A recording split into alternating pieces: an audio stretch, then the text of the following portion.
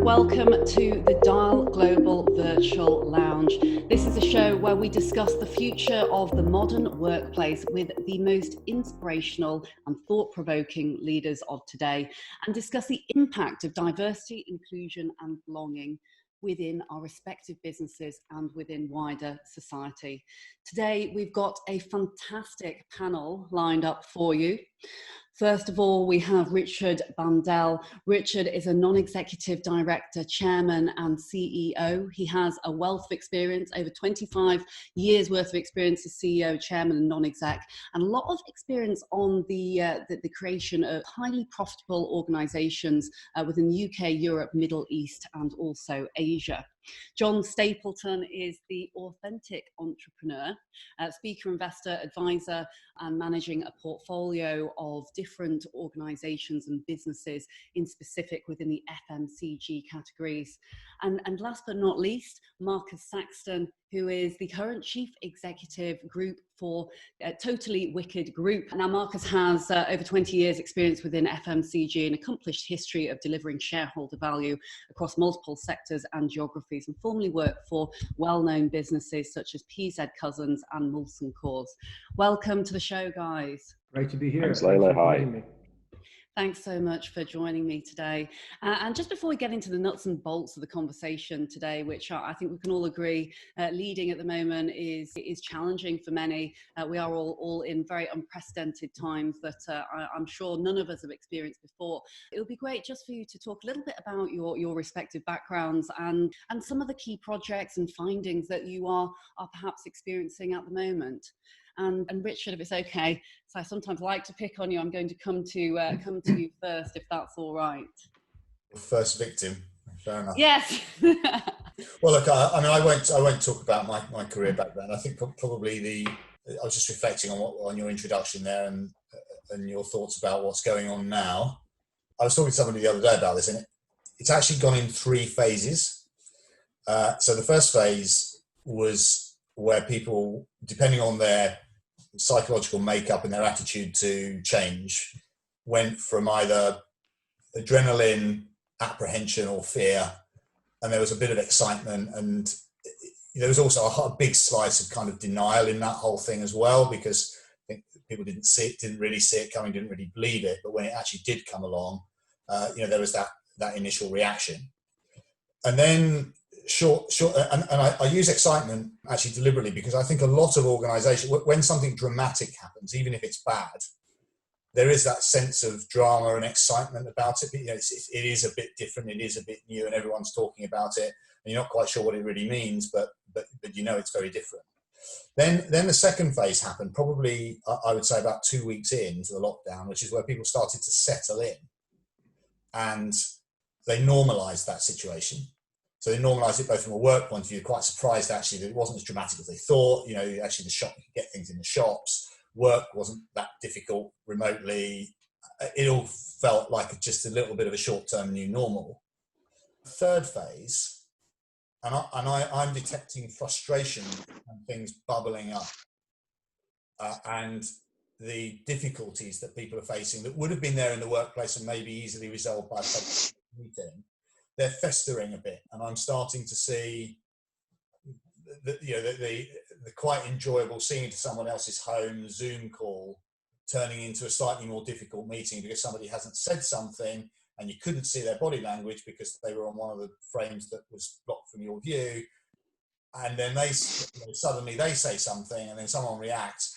And I'm just starting to see that happening more, interestingly, more and more. So what I'm now moving into in my non-exec capacity is trying to help businesses and people through this phase, which is quite new and different. How do you deal with problems when you can't see the person and you have no sense of the non-verbal signals that people are giving out? So I'm starting to detect that. I don't know if that's what other people are seeing or not, but that's certainly what my current experience is. Well, that resonates a lot with me, actually, Richard, but I won't talk about that right now. John, I'm going to let you tell us some of the experiences that you have at the moment. Sure, and listen, all of those things, Richard, that you mentioned resonate with me very definitely. My background is The only relevance in mentioning it is that, I come from an FMCG background, like you mentioned, Leila, predominantly food and drink. And, I'm clearly Irish, but the two businesses that were most successful for me, Newcomer Garden Soup Company and Little Dish, based in the UK, and the middle business, which didn't work out so well, but it was a very interesting experience, based in the States, in California. And in fact, I always maintain you learn an awful lot more from failure than you do from success. But I've got this kind of sandwich, I suppose, of two successful businesses with a failed one in the middle. And I live in Munich. I'm sitting here in Munich right now. I live in Germany for the last 13 or however many years. I've lost track, quite a long time since I came back from the States. I only mention all of that because that gives a kind of not just an international context, but it gives a particular reference point for me in terms of how we're dealing with this crisis, or how this crisis is being dealt with. And so those three businesses I set up were clearly what I've done myself for the first, 30 years of the last 35 years professional career. And then since then, I've been involved in lots of startups and early stage growth businesses, either as a mentor or as an advisor or as an investor. And a lot of those are in the UK, some are here in Germany, some are in Dublin.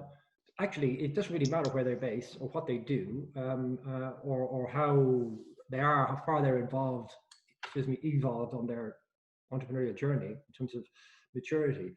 They've all been knocked sideways by this pandemic, not surprisingly. So I think it's interesting to see the similarities and interesting to see the differences. And I very much like the way you've broken it down, Richard, in terms of the three different phases. And I see it too as in kind of certainly an evolution of phases, because what's happened is that people have reacted in their own way, and it's been a bit of a novelty attached to it, sure. But in terms of a business, it's kind of like the advice I've been trying to give is I like keeping things simple if I possibly can, and you can't always do that. But from my point of view, it's been, look, guys, look after your staff. They're your most valuable asset typically, and it's a whole new range of conditions and challenges being placed on what staff can do and can't do, and how you can manage them, and how you can help them, and how you can support them. So that's one thing. And I think most people have kind of got to grips with that, and it has evolved a bit over the last 6 weeks. And then the next thing is, well, the immediate next thing is cash, conserve your cash.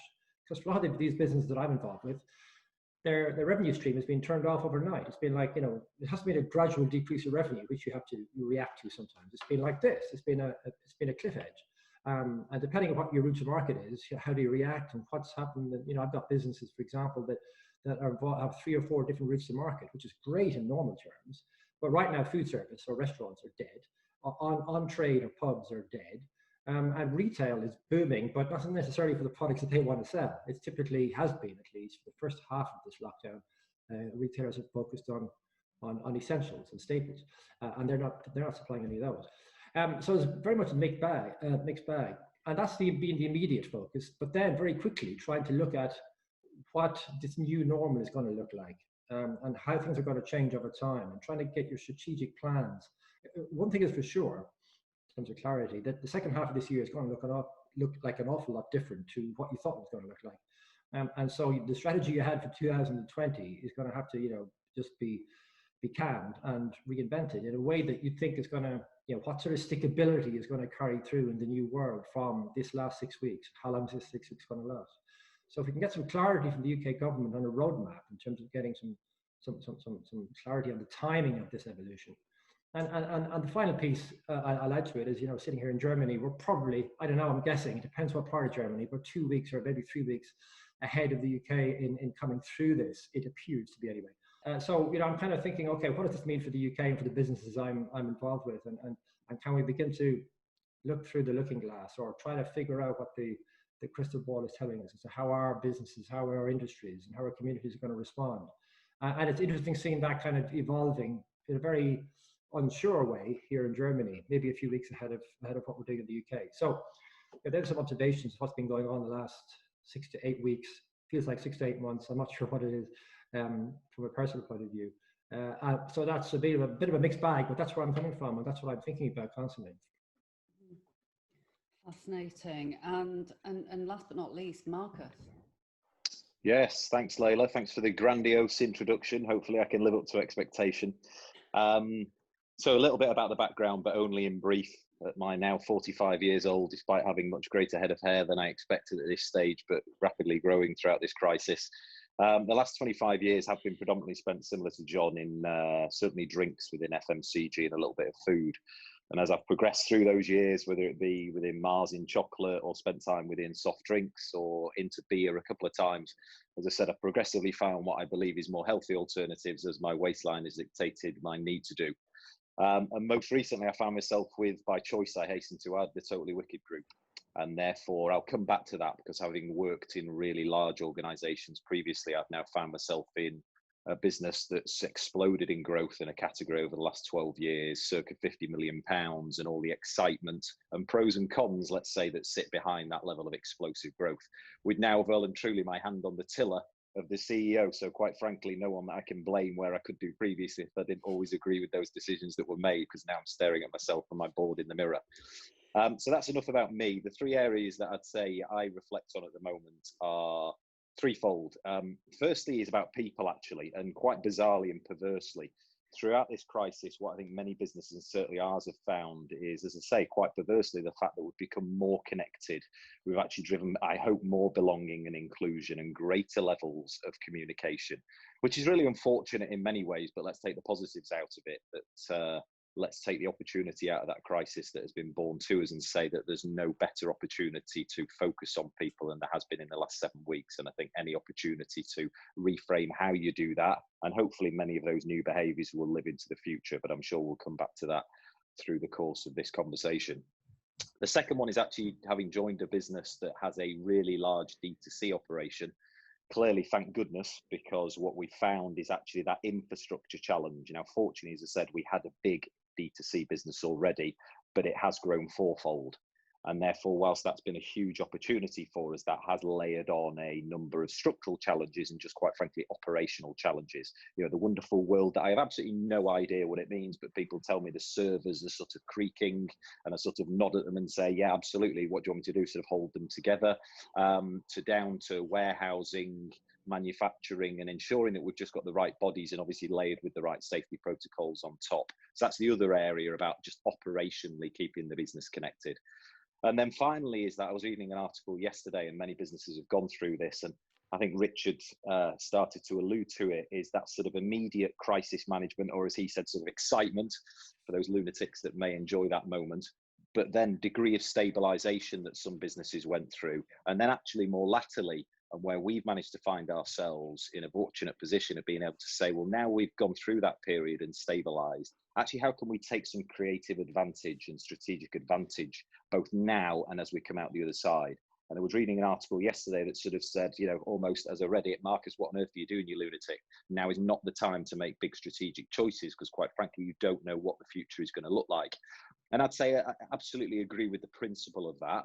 But I think for me, when I learned in my early years what's a good strategy about, it's yes, having a clear north orientation, but equally having flexibility so that you can adapt that strategy to uncertainties that exist at any time throughout the year. So those are the three areas: the people and the focus on people. Secondly, the structural and the change that's needed to go into operations. And then finally, that crisis through to stabilization. And then for some fortunate business, the opportunity to take advantage of new strategic decisions. Mm-hmm. Fascinating insight there from all three of you. So thank you very much indeed for sharing. And now, absolutely agree, as I of course would, being a diversity and inclusion practitioner, that putting people at the heart of this is absolutely key. But also what was mentioned there, you know, from all of your stories actually is, no, none of us does have a crystal ball, or as John said, a looking glass necessary to look through. And so, you know, how can we possibly prepare, and how can we prepare our people for what is to come? I think what I'm hearing from a lot of leaders at the moment is I suppose a certain amount of trepidation and not only over communication, but also being careful about how those messages come out. I think for leaders who are in positions where they are, you know, trying to put a shoulder and, you know, an arm around people, trying to be reassuring, trying to look at this being kind of a glass half full situation, and trying to, you know, really map out what an exit strategy might look like, whether it's V-shaped, L-shaped, whatever it might look like. But you know, kind of having the confidence to do so is not necessarily, you know, it's not an easy thing to do. And you know, I wonder, you know, for all of you, in fact, you know, how can we, and is there any advice that you might be able to give to leaders who are listening in today as to what we can do when it comes to, to reassuring and kind of, advising our teams as to best course of action. And again, by leaders, that could be those within the C-suite, those that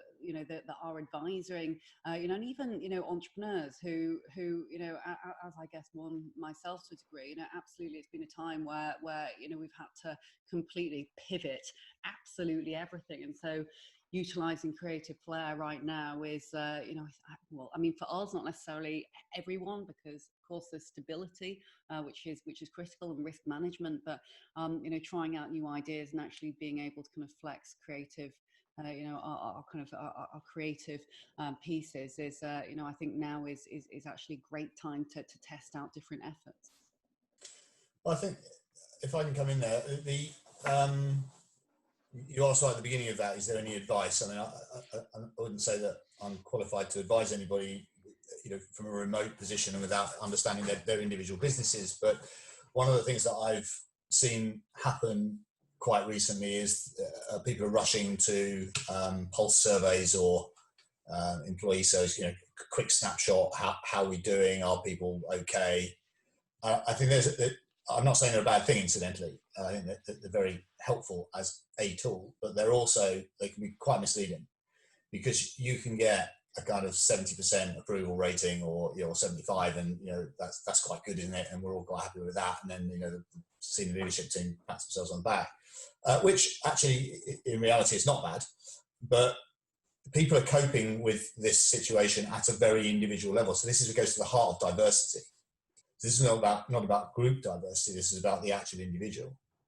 So if I were managing any business right now, I would want to reassure myself that, first of all, I'm giving individual support to my direct reports.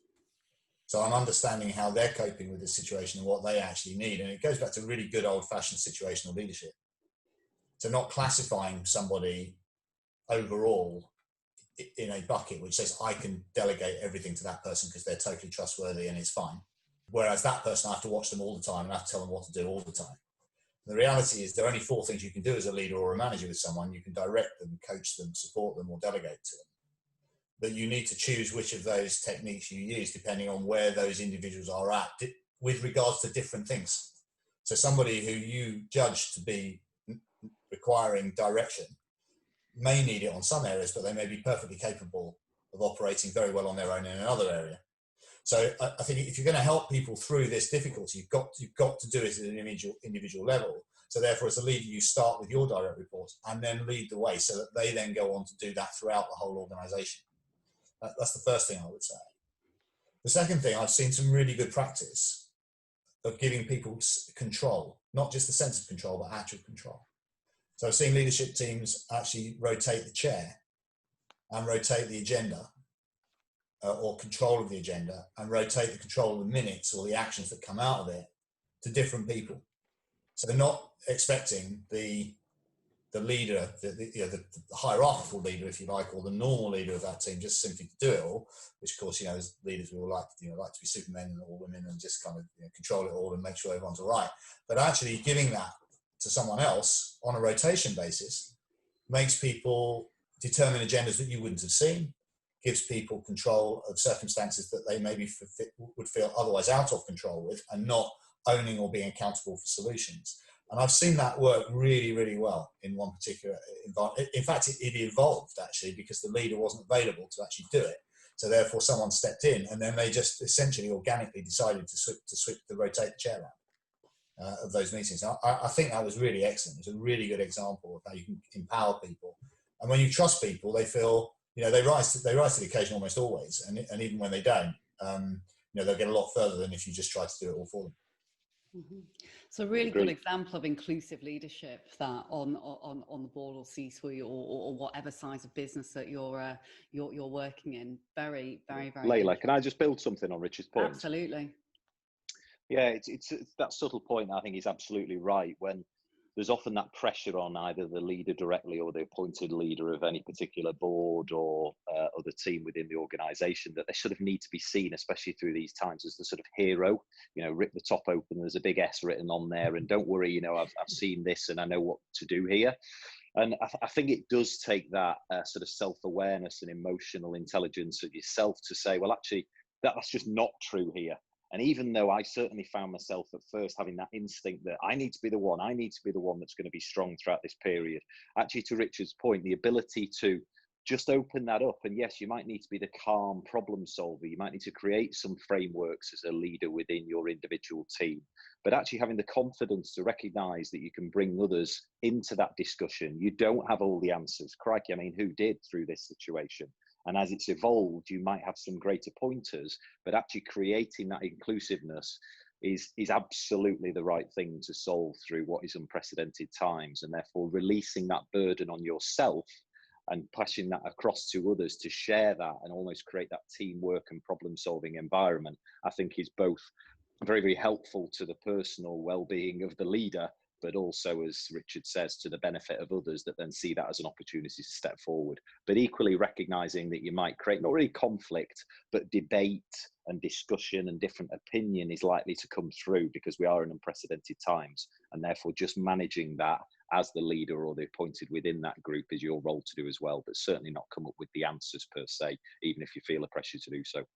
That resonates a huge amount actually with me. Sorry, John, I know you're just about to jump in there, but I think it's some very, very good advice actually from what both of you have said there. And I think, there's many leaders that I've spoken to, myself included, that feel an insurmountable amount of pressure given this current circumstance. And I think, especially, as you both alluded to there, there is that sense of, responsibility, not only to want to look after everyone and make sure everyone is okay, but also to make sure you kind of have an answer to the challenge where, quite rightly so, we don't have a crystal ball. We've not been in this situation, and I think leaders in particular can sometimes be incredibly tough on themselves. Almost their own worst enemy, I dare say. And so, actually reaching out and speaking to other people, I think, is incredibly important. And also managing mental health and those invisible diversities. Because I know we talk a lot about physical diversities, whether it be gender, race, ethnicity, culture, etc. The list goes on, but actually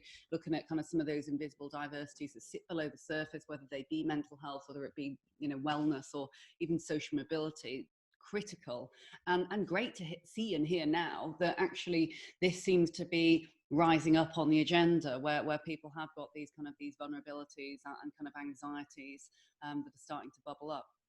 Apologies, John.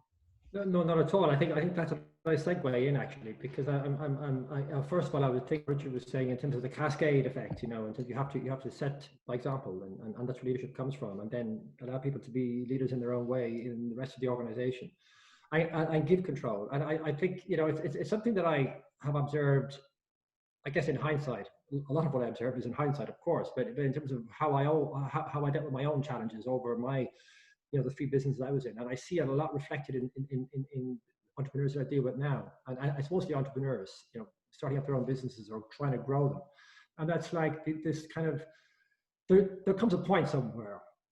Just bear with me for a moment. So there comes a point somewhere in the evolution of a business where an entrepreneur has to kind of stop doing the doing and has to do an awful lot more of being and more of the directing.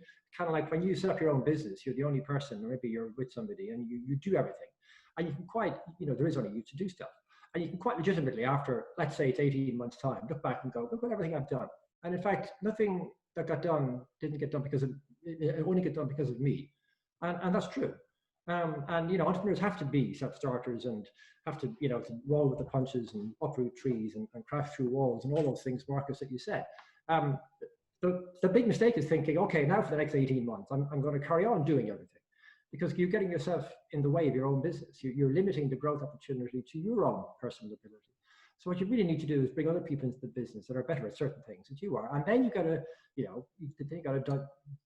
direct this team. Otherwise, they're going to go off in different directions. And that's a different skill set completely, as opposed to doing all the stuff yourself. And I see a lot of entrepreneurs kind of stumble at that point, and I certainly struggle with it as well, figuring this out.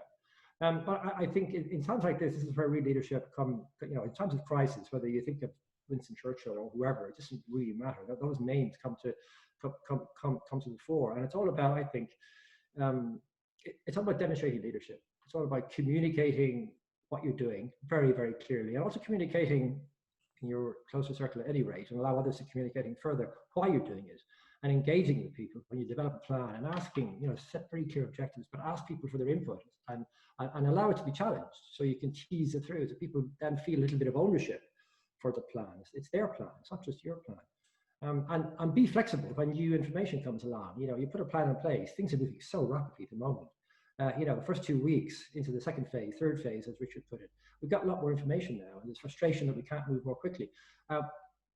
Have a plan that allows flexibility to take account of all those issues. And then there are certain people, of course, who think about things, their lives, world, and their interests and the business much more differently than you do, because we're all different. We have the red, green, blue, and all the rest. And I think you've got to be mindful that not everybody thinks about the business and challenges in the same way that you do. That a lot of people need more of an arm around the shoulder, or a carrot and a stick, or whatever it might be. And some people need more of a community spirit in work. Some people absolutely need a hug to just feel ready for the day. And it's very difficult to do that, if not impossible to do that. So how you manage those needs that you probably recognize existed before, but how do you do that now through this means of communication is really quite tricky.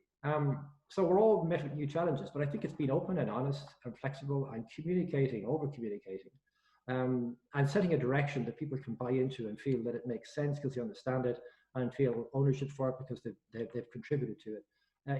None of those things is rocket science, but it's even more important and more critical now. And the more diverse your team, the better of an opportunity you have to face all these challenges, because you've got all the skills at your disposal, not just one set of skills, which maybe in the past it might have been a middle-aged white male sitting around speaking of this particular group, but maybe some of us are more enlightened and we see the benefit of it. But I think if you've got a situation like that where you can leverage all of the skills around the table, and all of those, or all of that team represents all of society, in an FMCG world or food and drink, it's really important to represent all of society, because you're selling to all of society. We're consumers of food and drink, after all.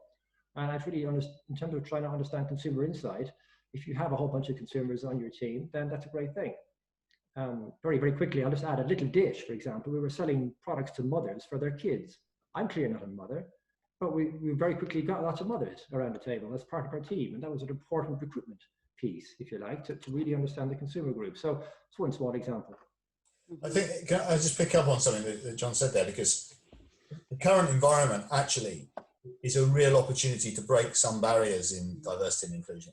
Because some of the reasons I have heard in the past, justifications, if you like, for not pursuing a diversity and inclusion policy, let's say, is, well, yeah, I absolutely need the right person at the right time in the right job, and therefore, I just went with that. Well, actually, I don't think I've ever got the right person 100% in the right job at the right time. It just doesn't happen. If I get above 5 out of 10 success rate, with hiring, I'm really pleased, because there's so many factors involved in it. At the moment, you don't have the luxury of saying, I'm going to spend time getting the right person in the right place at the right time, because actually you don't know who that right person is anymore. You don't know what the right place is, and you don't know what the right time is. And actually people who are doing their jobs are going to spot the things that need to be done long before you even, and deal with them long before you even knew that problem was coming. And what I'm seeing actually is that everybody has an equal opportunity to fulfill their own potential if you give them the chance. And what I'm seeing is people really surprising me, their managers, their direct managers, their colleagues, by stepping forward and doing some really amazing things. So actually this is challenging that concept of, well, actually the right person in my mind for that job at this time is this, but actually it absolutely isn't. And you couldn't possibly even claim to know that right now. So leaders have got to cope with that uncertainty by stepping back and actually just having a look for a while. I mean, I'm involved in football coaching, and the first rule of football coaching is don't say anything and don't do anything. Just watch. Don't tell people what to do. That's not coaching. Just watch. And actually, you haven't got much choice other than to watch right now, right? And in fact, you've got to watch without even seeing. You've got to kind of really sit back. So I think there's this what's going on right now. It will break some paradigms in a really constructive way that we're just not seeing yet, but it will happen. Mm-hmm. This is such an interesting topic, and I'm glad that this came up, because I absolutely fundamentally agree this is going to break certain paradigms. And on the theme of kind of diversity and inclusion and belonging, I wonder what your respective thoughts are, and maybe any examples that you've seen where actually, and I think most people know now, right, the case for diversity and inclusion, and why that is important, and that there is business sense to it, but also that it is really, really good, not only for business, but for wider society. And the fact as well that diversity, inclusion and belonging, to your point, which I'm going to pick up briefly, John, where you mentioned there, this panel of middle-aged white guys, actually, because you are all white guys does not necessarily mean there isn't a plethora of diversity and inclusion here within our virtual room.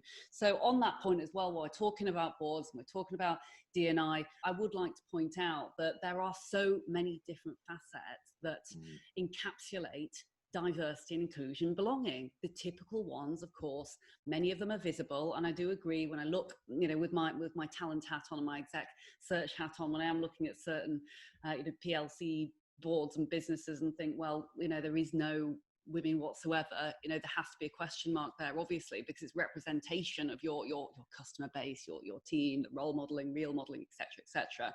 But also diversity and inclusion is so much more these days about what actually exists below the surface level. Now, from the surface, we might say, yes, you are all guys and you are all white, but actually, where have you come from in terms of your personal lives? Has there been some interesting social mobility there? I know from knowing some of you personally that there has, for example. And so times like this, where we can really have the opportunity to pick up the phone and speak with people, actually finding out a little bit more about them personally, what actually exists below the surface level, and how we can actually improve that. Again, in the boardroom, social mobility, mental health and wellness, internationalism, culturalism. Now, actually, what we really want is to have an eclectic mix of viewpoints. It's that diversity of thought that we want. But I'm not saying physical diversities aren't important. Of course, I believe they absolutely are. But how we identify is also a diverse mix of things. I am Chinese. I was adopted by white British parents. I feel far more British and, I say white in inverted commas, than my husband, who some of you know is American Greek, but he is more Chinese than me, I should say, because he lived in China for 12 years. And so there's richness of backgrounds behind all of us that, we really shouldn't just, judge from first viewpoint. And John, sorry, I know that you weren't necessarily saying that, but I think I hear a lot of people saying, male, pale, stale, and it kind of pisses me off sometimes to think, well, that's just, it's kind of you going in the other direction. Why would you want to, piss off half the people that ultimately are in seats of power and are going to be fantastic allies because they believe in D&I, as all of you do. I was speaking in, I was kind of mentioning that tongue in cheek, as I think you saw, but it's an important point because it's like what is diversity and inclusion? So to my mind, it's not a label or it's not how we appear. Excuse me. It's a diversity of attitude, really. And you very kindly introduced me as an authentic entrepreneur earlier on, and the reason that label is there is because I'm a great believer that authenticity is a hugely powerful means of getting things done, getting people to listen, to follow you, to agree with you. It encourages people to be authentic. What does that mean? It means like you should demonstrate your personality. What does that mean? Well, all the lessons you learned as a child are just as relevant in your business environment than the lessons you learned in business school or in your first 5 years in your career. So what I mean is, where do we all come from? And your question leads me to this kind of answer, which is, I grew up in the west of Ireland on a small farm, and my mom was a teacher. And in that environment, it was unusual for, in that age group anyway, so my mom was 89 just the other day. So that'll place her quite nicely. And, people, it was unusual in that part of the country at that time for a woman to go out to work. It was very unusual. But for me, it was perfectly normal because I grew up in that household. So I grew up thinking women do this all the time. And she also managed the finances of the farm, and she also took a lead in lots of ways. And for me, it was again normal. So it's what you grow up with as a 4-year-old and a 6-year-old and a 10-year-old, you think is normal. And then of course I went into the world, I went into particularly to business, and then realized it's not normal at all. And then I thought, well, why would that be the case? There's a huge either conspiracy going on here or people have made a huge mistake. And because it all seems so normal, matter of fact to me. And it sort of meant, and we're talking diversity in the context of gender diversity right now, but it sort of felt to me like you were going out to battle as a general, going out to fight a battle, and you were purposely leading half of your army at home. And how crazy was that? So it just felt to me that there was kind of a normal thing to do was to spread it about and get the best team possible. Because why else would why would you do it any other way? So I'm not like screaming from the barricades feminists, of course, but because, and there are lots of people who do that very effectively, and so they should. That's not my role, but my role is just to do things, I think, in an environment in business and in personal life where you can balance the playing field a little bit. You can tilt it back in the favor of equality, and that could be done in so many different ways. But I think it's just it really appeals to your common sense in my context. And I don't think that gender equality is a feminist issue. I think gender equality is a human rights issue because we all benefit from it. It's like, again, why wouldn't you do this? Give me a good reason why you wouldn't do this. And when you get into somebody, a conversation with somebody who believes the opposite, you strip away all the layers, and you very quickly find actually there's no really good reason. It's just a prejudice, or haven't experienced it working, or haven't chosen to. And I guess maybe because of the international background and being all around the place, I've seen it work in different environments to the extent that it works in every environment, and that just reinforces it. So, from my point of view, it's not a barricade cry from me or anything like it. It's purely delivering the best result, and in a business context, it's delivering the best result for that business. And so, why wouldn't you do it that way? And that leads for, I think, constantly re-emphasizing the need for diversity and inclusion, because it's not always obvious to everybody, because maybe they haven't had the same background as I had, or maybe haven't had the same experience or have the same opportunity to see it work well. Yeah, and Layla, can I just come in on that point? So to the point that you actually make, I think part of the problem is the labelling, and the bit I was reflecting on was going back actually over my career and a role in marketing that I had, and you'll see the relevance as opposed to too much of a digression here in a minute, which is it's the very labelling of something that almost creates that mystique. And when, in years gone by, I was in a marketing team, and, they're the worst for it in some cases. And I say that being one myself, as opposed to labeling others, is that, it was above the line marketing, through the line marketing, round the line marketing, communities, and all this buzzword bingo created this degree of mystique and label that actually led to this. Hang on a minute, are you just talking about TV advertising? Are you just talking about posters? Let's just take this down to a real world life situation that enables it easier for others to understand and hopefully learn from. And I think that's exactly the point that you make about diversity and inclusion is, as we've all spoken about, for me, it's just how do you form broad, diverse opinions, perspectives, however they come across, is what we're labeling it as here. And I think the label itself is part of the challenge that therefore creates this mystique. And, is it about writing policies? And that might be right in certain organizations, but for me, it's just about, as John says, and as Richard outlined before, it's just about creating a team that come from different perspectives, thinking about, the classic Lencioni stuff that's about building trust. How do you get those stories about people's backgrounds out onto the table in a positive way? Because otherwise they do stay as the iceberg under the water. Unless you give people that framework, give them the occasion, enable them to talk about them, seek out the positives from them. Actually, many people in teams just never even understand them. So therefore, in summary, the point being, in some cases, it's when you label things, it actually misses the point at what it's about and makes it too complicated. And then finally, that bit around actually within a team, how do you just harness those backgrounds? But I do think it is about the leader. How do they liberate them to truly get that on the table so that others can therefore sort of almost sit back? I remember doing it many times thinking, wow, I never knew that. And then kicking myself and thinking, well, why didn't I do this a year ago, 2 years ago with this team? Why has it taken me so long to just get these experiences on the table? Because it liberates such, yes, a deeper level of trust, but actually from there, a much greater result that comes from it. Can I just reflect on something that Marcus said, and in fact, John, really, because what I'm hearing from both of them, and which I absolutely subscribe to, is that there are two layers to this. There's a philosophical layer, which actually goes back this is an anecdote from when I was a kid at school. I studied economics at O level, and I had in the late 70s, there was a really left-wing teacher, he was a kind of evangelistic communist at the time, and he was, I found him fascinating. I found his whole philosophy really, really fascinating and interesting. But he said something that stuck with me. That he was outraged at the time. In fact, it was just about 1980s when Thatcher had just been in power for a year or so, and unemployment, I think, had hit something like 2.5 or 3 million for the first time.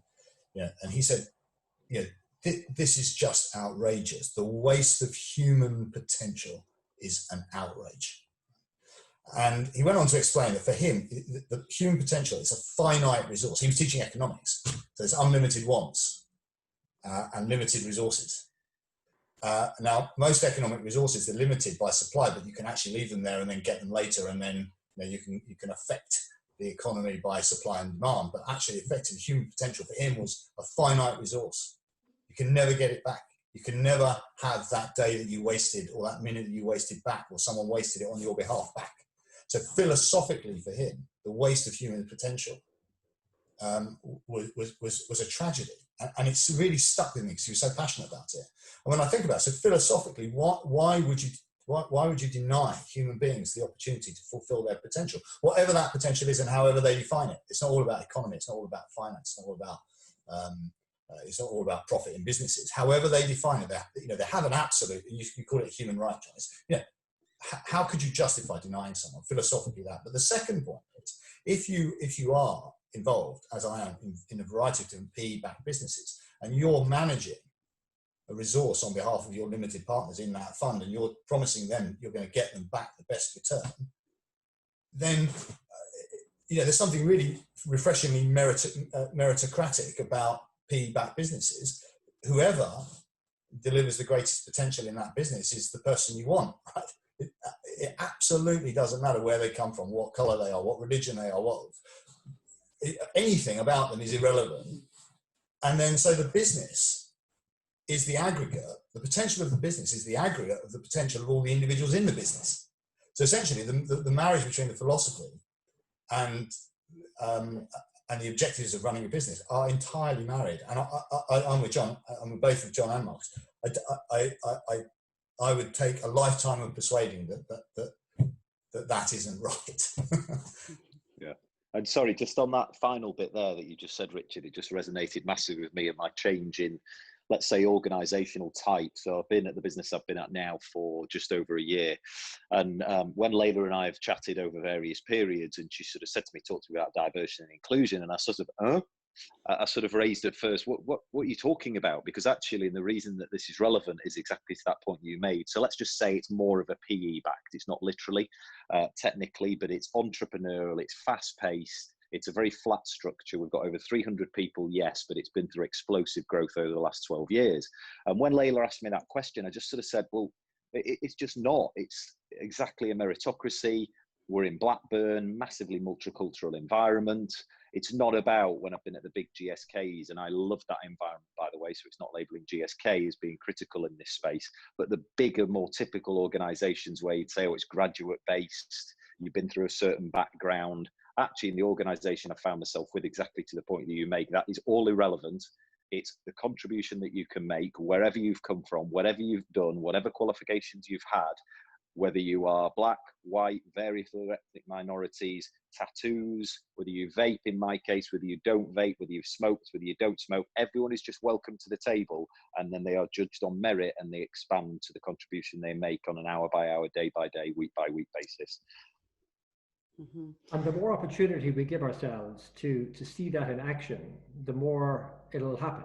The more opportunity, because we all have our own little, despite the openness of the conversation, we all have our own little prejudices in the back of our minds, which come to the fore every so often, and we have to try to get over those. And I still catch myself every so often thinking to myself, why did I think that? Because, well, there's no because. I remember one small little anecdote from our little dish days. Again, it's all about making meals and other snacks for healthy, convenient, tasty meals and snacks for kids, for young kids, from 12 months upwards. Very specific target group. And we were having this discussion, a little dish, about something to do with what mothers want, really. And the answer is go and ask mothers, but we were trying to figure out what to ask them. And this, you know, had a group together, and this group of guy was an open plan office, small team, sitting over the corner, white, gay, 35-year-old, lives in Brighton. He said, surely this is what you should be asking them. And you can see people, you know, kind of catching themselves, but thinking, what on earth do you know about? And people stopped. And people got, you know what, that's such a fundamental piece of clarity that we wouldn't have had if that person hadn't contributed. So from then on, that guy was on that team. And it was just one of those kind of examples of where, absolutely, this is a huge benefit we got here. We shouldn't make assumptions about who has the right to contribute on what particular topics because of our prejudice base or our assumptions. So the more examples like that, and that was a really tiny example, but it stayed with me. I'm talking about it 15 years later as something that, you know, the more opportunity we give this to happen, the more we see it work really well, and the more we should do it. Some unbelievably interesting points there, and I have to be careful on time actually, so I'm hoping that you're all okay on time. And I have to ask one more question before we kind of go into to kind of asking individual questions, just because I think it is very relevant to what you've all said, is actually what does the future of work and businesses look like, say from a brand and inclusivity perspective?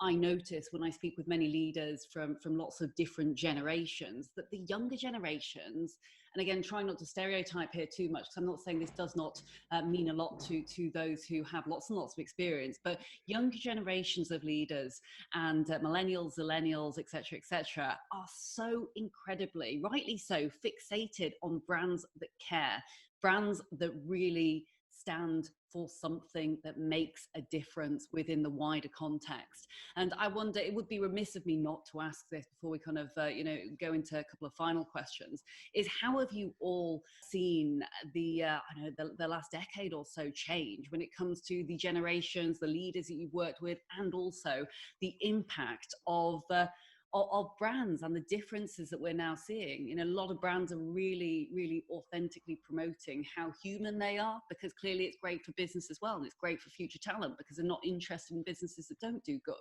I wonder whether you can, you know, kind of all share briefly thoughts on that side. I know we are doing a bit of crystal ball thinking here. Yeah, so reflecting back, Layla, on some of the experiences before I then might need to throw the futures to some of my colleagues on the panel here, is really interesting to the point you make. The bit that I've experienced, though, is if I call it purpose washing, and what I mean by that is, as it's become more clear that having a clear purpose around a brand or an organization has benefit, the purpose washing bit becomes the amazing number of businesses that start to post-rationalize, well, fundamentally, we've got this brand and we want it to do better. Right, let's wrap it in this shroud of what's its purpose. And actually, back to the point that you made, it just isn't authentic. And I think in the majority of cases, if you look from an internal perspective, actually most employees eventually see through this, but that doesn't stop a whole load of people trying to create it at the same time. And then externally, I think, again, just about, you find that consumers will see through that by and large, if that doesn't genuinely have the true spirit of what that brand is around, a genuine and authentic purpose. Just something else that sort of fits into the topic is around how brands and orientation to brands have changed. And it's a slightly funny story, but I think was particularly relevant in the last organisation, which was PZ Cussons and Imperial Leather. So when I joined the organisation, there was lots of people that had been there for many, many years that sort of heralded. Many people remember the bar of soap, and God knows what that little metal bit did on it. And then actually, if you Google it, you find that it's a very functional reason that it exists. And they sort of hold this up there as the brand that stood for indulgence and pleasure. And I sort of arrived and spoke to lots of people, what do you want about? You know, this brand is in many cases what people see as archaic. But actually what we did actually manage to do with that brand, especially for millennials that didn't have any of that baggage of what it was, they just judged us on what it was now. But actually the paradigm shift that we had to create internally for people to say, well, hang on, you're gripping onto this nostalgic view of what a brand is, but actually you've got to make yourself relevant. You've got to get a much more consumer-centric lens onto this, and to the consumers that are viewing and appraising the opportunity today for what this stands for. And actually, in that particular brand's case, what we managed to do is bizarrely remove the shackles of what it was that was largely created internally and make it much more relevant for the present day. So there's just a couple of perspectives on purpose washing, but also how brands and being really consumer centric to some of that younger audience and how they judge it today can make a real difference. I think that's spot on. I think the food and drink space has seen a huge explosion in exactly that. You know, I mean, there's a lot of one of the things that big food is really challenged by is the shift of emphasis of not just millennials but Gen Zs as well, in terms of, you know, they're not being, they don't feel like the values of big food and big brands and corporate life represents their values. And there's been a lot of kind of over the last 20-25 years scandals in the food industry as well, and that hasn't helped. And I think big food have difficulty getting their claims across in a justifiable way. So all that has culminated together, and of course with the whole venture and entrepreneurial sweep that's come through, and EIS have supported that, and the whole, you know, it's a great country, the UK generally, in which to set up a small business, a new business, and that really has fueled the explosion of entrepreneurial business in food and drink space.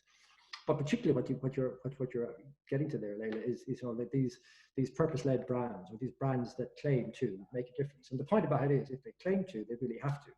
You know, a lot of millennials and Gen Zs take a great pleasure in discovering a brand and almost identifying it with themselves. Oh, this is my brand. I knew them when they were like, you know, so small that nobody knew about them. And I told all my friends, and I look at them. There's a great kind of positivity in terms of association with brands like that. And but it only works if it's authentic. To your point, you know, there's little point in just claiming this and smacking that on the side of your package just because it has a good backstory and it'll appeal to a certain audience. That particular audience are smart, much smarter than we were perhaps, and they'll see through that. And you also talked about this in the context of Brexit at one point, when, you know, there's a lot of reactions to how consumers are going to respond to Brexit, and one of the areas is that, you know, British made products. So we're seeing it a lot now as well. We saw it a lot in 2008 in Ireland when the crash hit.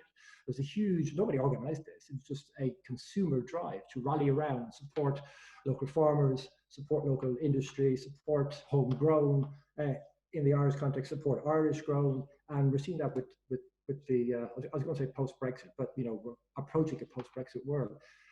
But it's got to be much more than just slapping a Union Jack on the side of a carton and saying, I'm British. Well, what's the relevance of that? There has to be some heritage reason or provenance reason, or the fact that makes being British relevant. And those brands have a great claim to make, and they will resonate very well with the next generation of consumers coming forward, because they're capturing the mood. They're at the right place at the right time. But to your point, Leila, they're being authentic about their claims. Mm-hmm. I have a slightly different take on it to the other two, but I think underlying it, the foundation is probably the same. I'm very optimistic about the future, incidentally. I mean, despite everything that's going on just at the moment, and I'm optimistic about it because I think that this will be the catalyst for some quite important changes. But I'm as optimistic about the future as I have luckily been throughout my life about the past. Human beings were built to build relationships. I mean, that, you know, we thrive on relationships. We seek out people who add to our lives. We seek out relationships and situations with other people that are enriching for us as we determine that.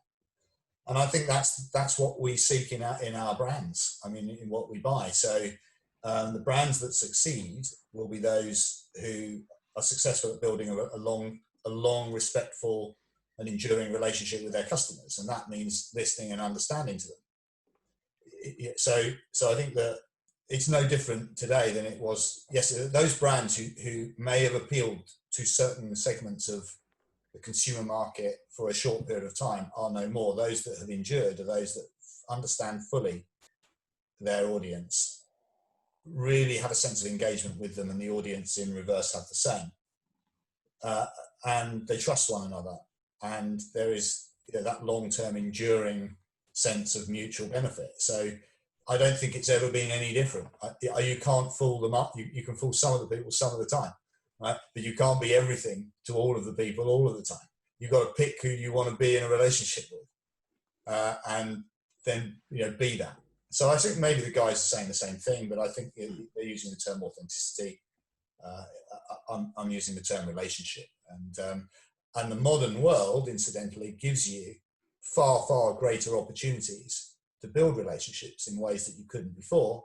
And equally, if you are not authentic in those relationships, people will see through that much more quickly, because you are exposed more quickly for the lack of genuine intent behind your relationship, if you like. So. Mm-hmm.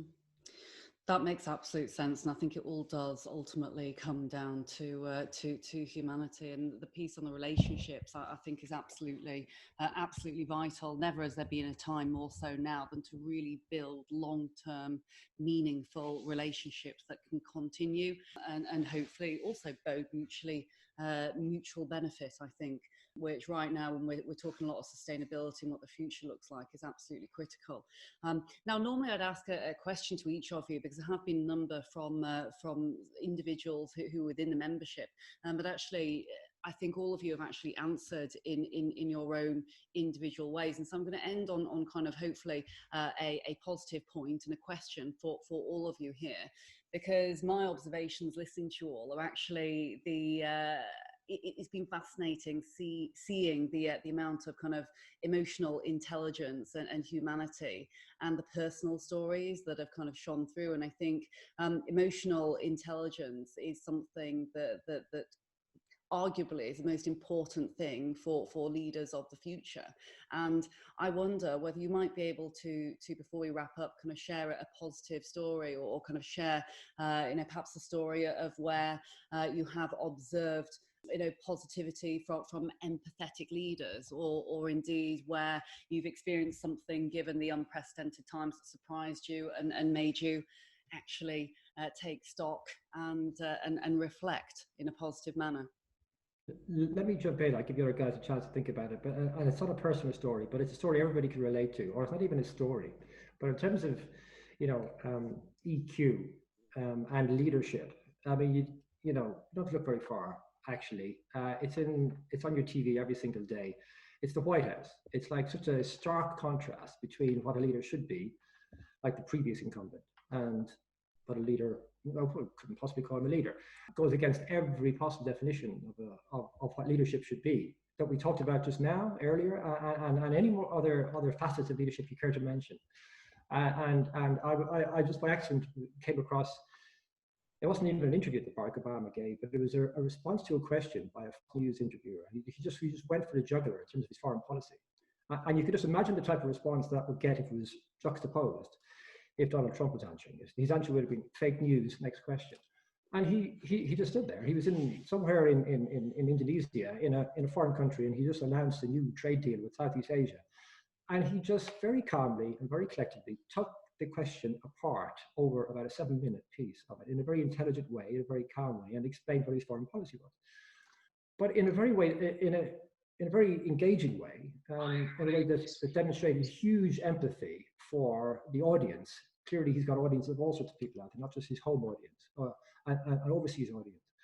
But encompassed every particular element that he could possibly think of in a way that was so impressive. Not only did he understand the detail, not understand did he understand the context of where he was, but he also understood the moment in time that this is the President of the United States. This is how a president responds to a question and how a president leads, and it was very, very impressive. Sadly lacking in every possible way at the moment, and that juxtaposition for me. Everybody has their own experience of this, not just in the last 6 weeks when people were talking about injecting disinfectant to try and kill a virus. I mean, correctly. But there's been examples in the last 3, 4, 5 years of this. So if you ever want to know how not to be a leader, there you go. We have to think back a little bit for how to be a leader in that context. And that for me just stands out. It's not a personal story, but it is, because we're all locked in our living rooms, and it's beamed into our living rooms on a daily basis. So that's the one from me. Well, we could do a whole other podcast show about that as a subject. Anyhow, I'll say no more. Richard. Yeah, I'm just thank you for taking that question there, because it gave me time to think. I'm thinking back to a really amazing boss I had almost 20 years ago now. It seems like, I can't believe it is that, but well, certainly 16 years ago. And he was American. He was the son of the founder of a business that had acquired another business in the UK, and I became managing director of that. And he came over to hold a town hall meeting, as the Americans call it. So we had the whole all the people in the company in the same space, all crammed in to one place. And he gave a very compelling initial kind of presentation about notes about business and so on. And this was a business that was founded in 1950, that became a global successful business and so on. And somebody asked, he said, "Are there any questions?" And somebody put their hand up and said, "I'd really like, if you don't mind, to explain, how you planned that, your strategy, how that all came about, because it's amazing, and the way you talk, it obviously clearly fits together really well." And he said, "I just made it up as I went along." And everybody laughed. And then he said, "No, I mean, I really did make it up as I went along." And there was a moment where people were wondering whether he was joking. And then there was this absolute vulnerability in him, and this sense actually that this person was not going to stand there and post-rationalize 50 years of decisions and planning, a significant proportion of which must have gone wrong and must have been an absolute train crash on more than one occasion. It was iterative, and he learned and he tried things, and with everybody else that he had along with him, and some things worked and some things didn't. And it was really heartwarming, and it displayed a degree of emotional intelligence that I think sometimes is lacking in senior leaders who feel that they can't possibly do anything other than post-rationalise how utterly brilliant they've been throughout their entire careers by very careful planning out the route. And I'm deeply suspicious of anyone who manages to persuade themselves of that, let alone trying to persuade others. That's great answer. Great example. And finally, Marcus. Yeah, the one that, I've been fortunate enough to be led by many great leaders, but the one that certainly more recently, I was at a leadership symposium, and I think it's Kate Swan, who was previously the chief exec of WH Smith's, and I think she's now at SSP Group and the chief exec there. I've never heard her speak before, actually. Incredibly successful lady, and I think that's part of the moral of the story, which is she is a relative unknown to many, extremely unassuming lady, and came onto stage amongst a particularly strong series of colleagues that were presenting as well. And she was just entirely honest, just sat down, just described that a little bit about herself, went on to talk about what she watches, was just typical soaps, no highbrow activity, because at the end of a tough day, she just doesn't need anything that's going to be intellectually stimulating or challenging. And immediately, there's a very small anecdote, immediately everyone was, obviously there was a bit of humour within it, but was able to relate to her and sort of almost think, oh, thank God, I don't need to feel as if I'm trying to look up to you or you're any better than me. And then she went on, obviously, through a presentation to talk about some of those successful decisions she's made, actually about diversity and inclusion in the boards that she'd worked within. But exactly to the point that you made, just demonstrated this level of humility, authenticity, and sort of broke any stereotypes down immediately about who she was and the fact that she was a very successful lady. She certainly didn't need to stand there and attempt to, as Richard says, convince anyone that she'd made the right decisions. In fact, quite the opposite. Mm-hmm. Thank you so much for sharing. That's another great example. I truly believe that the power of vulnerability should never be underestimated. And straight away there, it's just a great example where you start to share examples and tell stories which are exceptionally powerful. It starts to bring out, I'm not saying confidence in this instance, but I think for a lot of leaders, sharing vulnerabilities and sharing these stories allows others to feel far more comfortable and that everything is okay and it's fine, and more of a safe place for them to then share their respective stories. And so I think it is, it's easy for others who aren't maybe in a leadership position to perceive it as, being the archetypal high and mighty, never has issues, just happen to find themselves in this CEO chair, Ned role, or whatever it might be. Actually, the journey to getting there has probably been littered with ups and downs and trials and tribulations. And so, and everyone loves to hear a good war story, I think, as well. And so absolutely, power of storytelling is absolutely critical.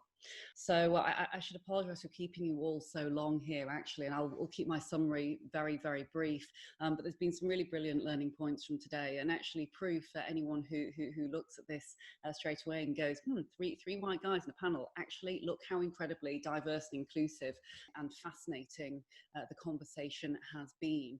In fact, maybe I'll make that as the title, actually, because I'm sure that I get some attention. But I think what you've all proved there is actually, the power of allyship, the power of sharing, the power of vulnerability is absolutely critical now more than it ever has been before. And certainly within a digital world, we should be taking advantage of the fact that the world is a much, much smaller place than we perhaps realised it was initially. And I think actually this will be perhaps in some instances the real kind of the real change for there to be a leveling of the playing field in many different instances. Certainly, from even a flexibility point of view, will this time start to change and level the playing field of the boardroom, even of the future? Certainly, flexibility now is something that I think we're all becoming accustomed to. But one key point that I just must mention, and you all did touch on it, was that real meritocracy and the real possibility for giving every single person a opportunity. I think everyone should be given an opportunity at some point in their life, and I think that there's many that unfortunately maybe haven't found what is right for them. And I would encourage any leader, like the leaders we have here obviously on the panel, to give opportunities, especially given these unprecedented times. Now's a great time to actually maybe send the lift back and to give out some advice or support other people, or give a leg up to someone who might need it, because there's so much potential in every single person.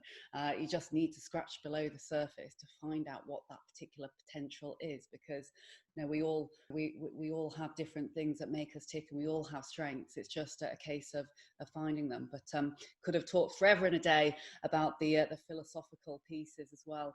I love that quote, which I'll end with from you. I think you said, Richard, about and I won't get it right, I'm sure, but the waste of human potential is an absolute outrage, and that it is a finite resource. So hopefully we can all learn something and take something away from that.